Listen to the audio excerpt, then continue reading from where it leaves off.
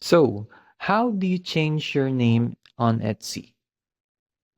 So, to start off, I have already logged in my account on the browser version of Etsy since the mobile version doesn't really work, since you have no power in editing your profile.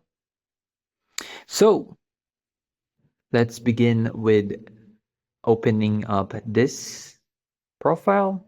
Now, here we just need to head over to account settings. And here we just need to click on edit public profile.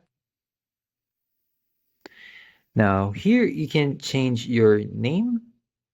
So for the first one, let's say I wanted to make it